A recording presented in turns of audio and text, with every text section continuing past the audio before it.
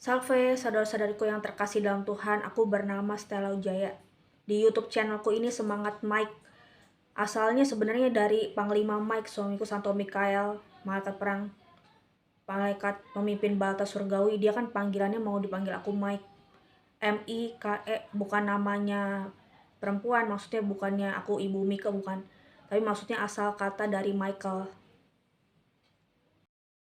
Ini sebenarnya aku jual juga satu paket lilin Advent. Sekarang tanggal 27 November 2023 sebenarnya katanya ada yang bilang minggu keempat juga udah boleh. November minggu keempat dinyalakan lilinnya. Ini yang pertama, ini yang kedua, ini yang ketiga, ini yang keempat. Sebenarnya aku jual satu paket ini isi 4 lilin ya, 3 warna ungu dan 1 warna pink. Yang pink ini kan disebutnya sukacita, minggu sukacita ya, Gaudete.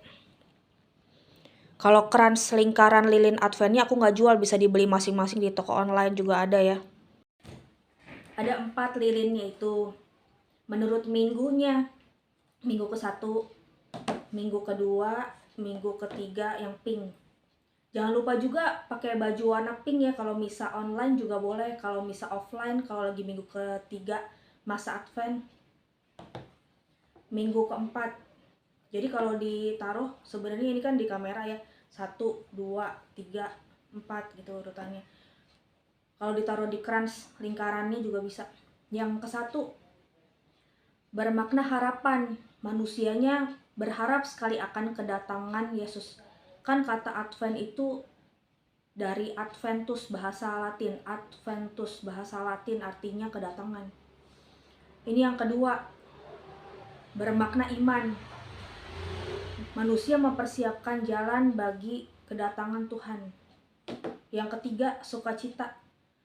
Sukacita dalam menunggu kelahiran Yesus. Yang keempat, kasih. Manusia mengingat lagi pada kemuliaan Sang Pemilik semesta alam.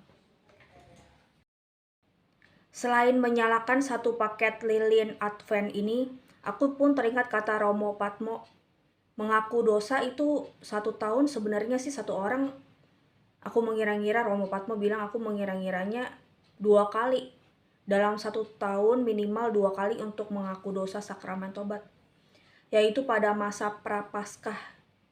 Masa Prapaskah itu masa sebelum kebangkitan Tuhan Yesusnya, dan masa Advent, masa sebelum Natal.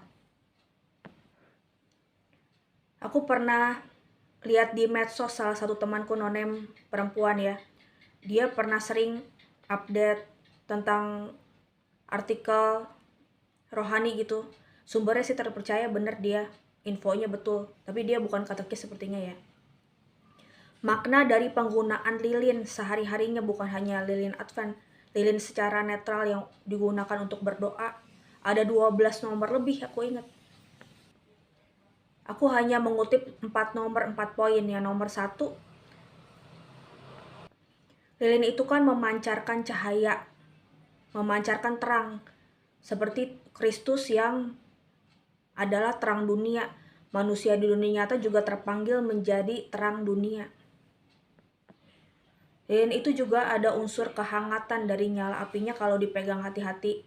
Di luarnya, di wadahnya, memancarkan kehangatan. Maksudnya manusia di dunia nyata juga bisa menjadi unsur hangat bagi sesamanya secara kasih agape dalam memberikan pertolongan bagi yang membutuhkan.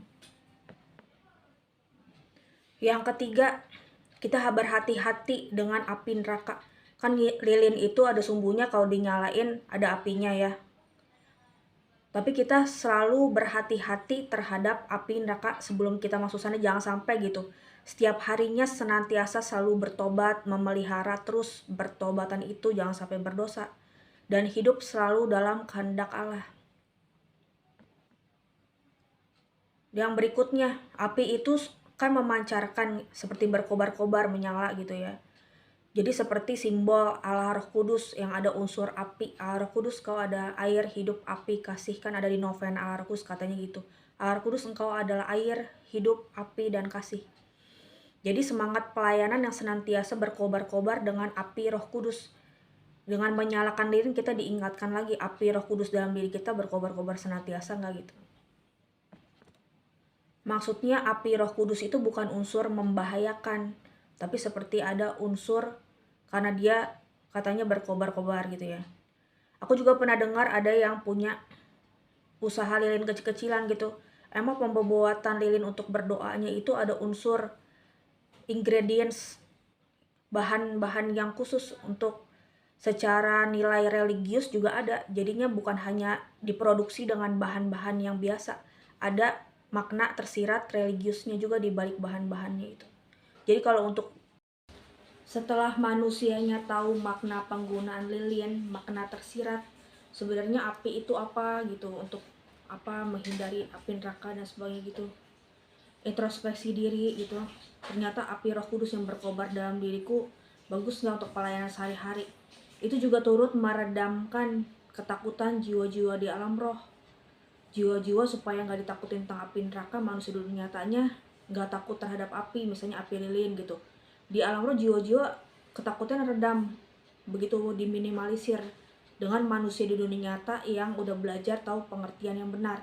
Setelah mengetahui pengertian yang benar tersirat dari penggunaan lilin, semoga manusia dunia nyata tidak dibahayakan lagi, karena apinya itu sebenarnya tidak mengandung unsur bahaya jika manusianya berhati-hati.